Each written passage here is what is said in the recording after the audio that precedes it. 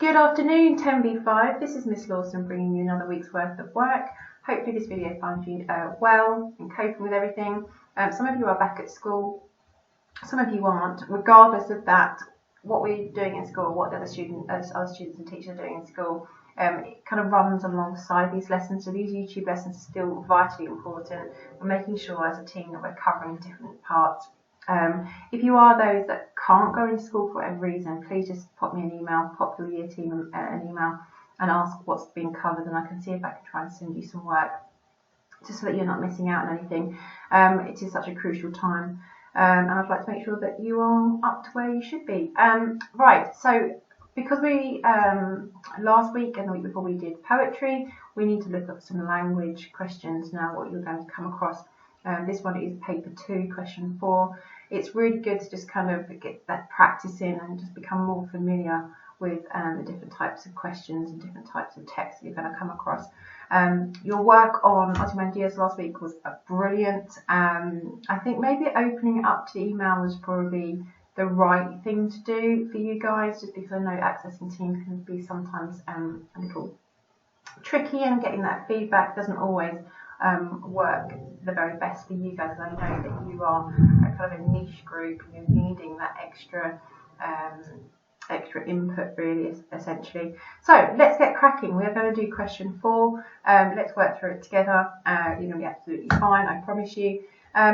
First off, there's a do now task. I would like you to look at these 2 pictures, please. And I love starting off a lesson with a do now task that involves a picture. Essentially, you've got picture A and picture B. These 2 pictures were both taken of schools in the 1950s. So what can you gather from these 2 pictures? So it's just you deducing information. It's gathering information using your eyes. And it's the act of inference, isn't it? It's using your own brain to assume and presume. So you can assume and presume. I mean, we don't know the actual context of it. We don't know what's going on through the thoughts of these people, these children. We don't know the actual real setting. But from just these 2 very plain black and white photos, what can you conclude? What information can you gather? And then you can draw a comparison chart between the 2. So you can say picture A. I'll give you a head start. Picture A, there seems to be several children around one table, which is quite cramped, and perhaps in picture B, they're far more spaced out. You could look at the background, for instance, what's around them in terms of resources. So yes, take 5-10 minutes to just do that, just get your brain whirring. This is just how you're going to practice your inference skills. Okay, so your lesson objectives, we're going to read 2 sources associated with the case of Emmett Till, which is quite an interesting and relevant point at the moment. Emmett Till, essentially, he was born in 1941 and he died sadly in 1955, so he was very young, only 14 years of age. He was an African American who was lynched in Mississippi in 1955. He was accused of offending a white woman in her grocery store. And what I mean by lynched, it was a brutal murder. And his killers were actually acquitted. So they basically got off scot-free. And he became posthumously, which means after his death, became an icon of the civil rights movement, which is why it's relevant to what we've seen today. What you may be viewing now in terms of you as year 10 going into year 11, you may think this is maybe a new thing, or perhaps, you know, the civil rights movement or the Black Lives Matter movement is a new issue. It's not. It's been going on a long time. There's a lot of comparisons to be drawn between this case and obviously the case of George Floyd that we've seen recently, which is why I wanted to cover this particular topic. It's helpful for you to learn about this kind of information and become more knowledgeable as you go through, but also it might just spark your interest a little further in order to answer a question. Right, so what is the difference in funding if you look at these 2 pictures? Now, no one ever mentioned in this picture about funding. It wasn't mentioned on the pictures, but we can deduce and infer information such as funding just by looking at the pictures. So if we look at here, Carolina State spent $179 per student per year educating white children, and the Carolina State in exactly the same time, exactly the same state, spent $43 per student, $43 educating black children. Now, you could do the extension task and work out the math, but maths is not my strong point. But what does that tell us? What does it tell us that actually, their particular governing state was so prepared to spend 3.5 times more money on white children than they were on black children? Would we do that in Great Britain and Samuel Ward? No, everyone gets the same funding. We're no by anywhere near equality in other areas, but it's just such a stark difference between the funding, just purely funding from the government from that particular state, to say that these children, this group of children here, are worth more funding, more resources, more money than this. And that is where civil rights movement is so vitally important. So your question, you are going to have extract source A and source B, and I'm going to upload that to Go for Schools for you. You need to read the whole of the sources. So some of the questions you're going to come across in paper 2 and paper 1 is going to be asking you for certain lines. This is going to be the whole perspective. So copy out the question and highlight and annotate the key words. You have to do this even in the exam. Okay, so even when you get onto that exam, you open that exam paper and you turn over the page. Take your biro, even if you haven't got a highlighter, and you literally highlight the most important words of the question. Compare how the writers convey their different attitudes and perspectives of the events that they describe. Okay, that's what you need to write down. Now, I would, if I were you, highlight the word compare. Well, what does it mean by compare? We'll get onto that in a second. Convey, which means to show their different attitudes, and this is crucial, you are looking at source A and source B, and then down here you've got the 3 bullet points.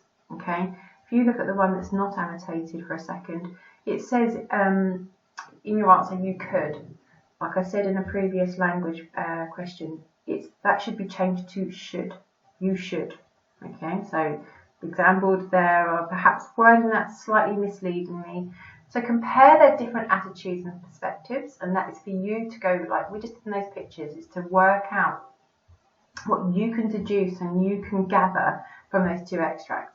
You compare the methods they use, and then you support your response. The very first thing you're going to be doing is actually comparing. You're going to read both extracts. Probably the whole question you're going to get is probably going to be worth, it is worth 16 marks, but it's going to take 25 minutes. And I'd say for that, if I were honest, I would always say take 3 minutes, just 3 minutes to just plan your answer. And when I was sitting my exams, it would be a case of like a 3 column table. I'd probably have similarities on one side, differences on the other, and perhaps a saying. You could even do a Venn diagram, which is like the circles, and see where the 2 extracts overlap. So then you're going to end up having the points that you need to talk about. Now, for 25 minutes, I would potentially say probably find 3 points. You don't want to do any more necessarily, not unless you're a really, really fast writer. You definitely don't want to find any less than 3 similarities. Compare essentially means to analyse. You don't actually need to necessarily make a comparison directly, but you're analysing the methods and the techniques of the 2 different extracts and the writers that are involved in those. It doesn't just have to be differences, it can be similarities as well, as long as you're talking about it. And you need to make sure you reference, so you use examples, you need evidence from those 2 extracts of both sources. Now, because I'm kind, I'm going to give you a hint of the differences, because obviously this is remote learning. This would be a lesson essentially that would probably take an hour from starting the initial conversation all the way through to the end, where you'd end up having to write your answer. So I'm going to give you a hint because remote learning. Source A was written in 1955 and published by St. Louis Argus newspaper, a small African-American newspaper basically published in Chicago. It was written at a time of severe segregation between blacks and whites. Segregation is literally, it was an actual physical thing. It wasn't a feeling, it wasn't a mode, it was an actual rule, an actual law essentially, where people of colour were ordered to sit in different places, to drink from different water fountains. They weren't allowed to go to certain time of, say, for a cinema, for instance, or a restaurant. They had to be segregated. It was an actual tangible law. And racial tension, therefore, was high. Of course it was. I mean, what does that actually ultimately do? Well, it makes the people of colour feel less than and unworthy, and they were treated as second-class citizens, which actually, ultimately, sadly, the white people that weren't in the minority, were essentially it sort of exacerbated their already high racial tendencies. This was written weeks after the discovery of Till's body, so that's crucial. Before the trial and when people were campaigning for the prosecution of the brothers. So weeks after the body was found, but before the trial. Source B was written in 2017 and published by The Guardian, a well-funded and widely distributed liberal national newspaper, over 6 years later. And after the trial, after the men's release, after the civil rights movement, after Martin Luther King and after Rosa Parks, and after the USA's first black president. This would give the writer some perspective and influence their opinion. Compare the two, pause this video. So compare initially the type of article it was. This one's a very small paper that was not going to be well funded. It was an African American newspaper. It was a small scale. The time difference, 1955 versus 2017, and with that comes the attitude of hindsight and different perspective. The world had changed since then. We obviously had Barack Obama as USA's first black president.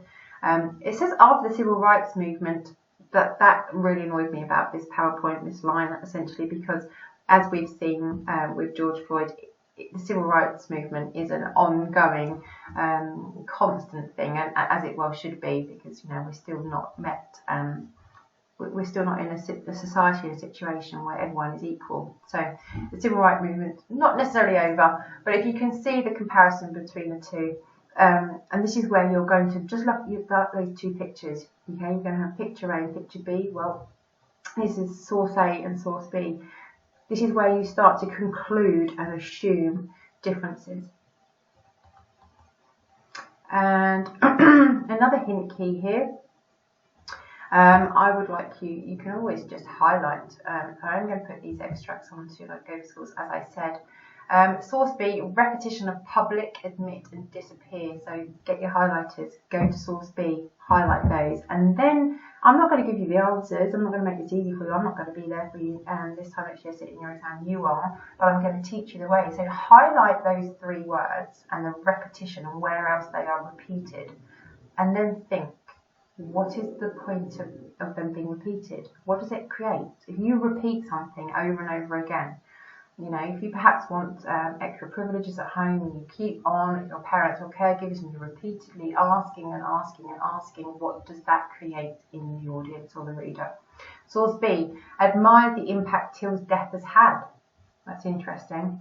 And source A, semantic fields, how have they been used? What do I mean by semantic fields? Well, the way that I describe it to younger classes, if you can imagine a family, and essentially you've all got the same surname, but each one of you is slightly different, but you're all belonging to the same family. So essentially, if you had a semantic field of a classroom, for instance, you can have in that semantic field desk, table, chair, teacher, whiteboard. If I said those four words to you, you'd know I was talking about a classroom without saying the word classroom. Those words are different, of course. A desk and a whiteboard, are different. They're used differently, but they're also part of the same family. So semantic field, you can imagine drawing a little umbrella, perhaps, and they go under the same umbrella. They don't necessarily mean the same, but they belong to the same family. So semantic field, again, if you have a look here in source A, how have they been used? What kind of semantic fields can you spot, for instance,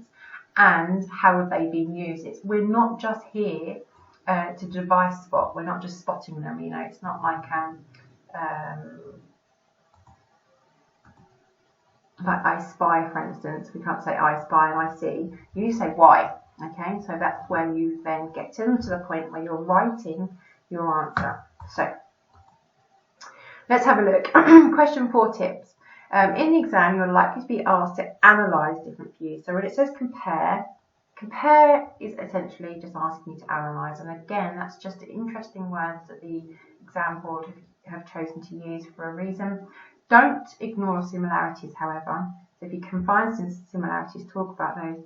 One of the signs of a high-scoring answer is that it analyses subtle and detailed differences amongst similarities. Subtle, they're hidden, they're not the type of massive differences that are hidden. They're there, but they're really very cleverly hidden. So, for example, you might say that both writers are nervous, but explain the different reasons why they are nervous. So, time 5 minutes, find the quotations, annotate the techniques and how they open to the question, link to the question. 6 minutes, paragraph 1. 6 minutes, paragraph 2. 6 minutes, paragraph 3. That is the reason. I don't actually ignore that for that section there, but that's how you would actually essentially go about answering your question. Now, because you have the luxury of having this for the whole week, you are obviously essentially going to take probably longer than 25 minutes and do it to the very best of your ability, but that's part and form of practicing. So if you take longer than 25 minutes, that's absolutely fine. You just know that when it comes to the real thing, you're going to have 25 minutes. On the right hand side, we have a key phrase box, so both writers, whereas the writer shows this through. On the other hand, despite this, the writer of sources A attitude is made clear when, conversely, unlike in source B, when, and whereas. They are some really great ideas of how to start your sentences or join two different ideas together.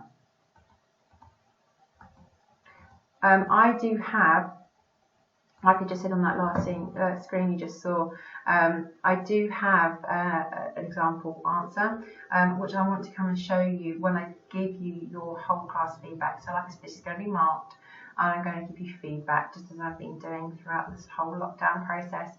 So even if you would like to go back through and reread and re-watch this video, please do take your time over it. You have got this, you know what you're doing. You just need to read both extracts and find and deduce and you know, analyse and presume and assume. Just think, what can I get from this? You're being detectives, okay? You can do this.